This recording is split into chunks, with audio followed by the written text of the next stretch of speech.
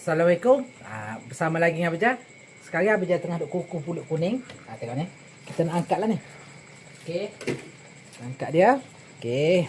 Bismillahirrahmanirrahim. Dan kita letak dalam jeluk ni. Okey, bismillahirrahmanirrahim.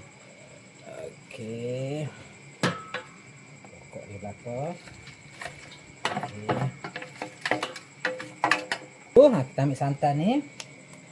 1 2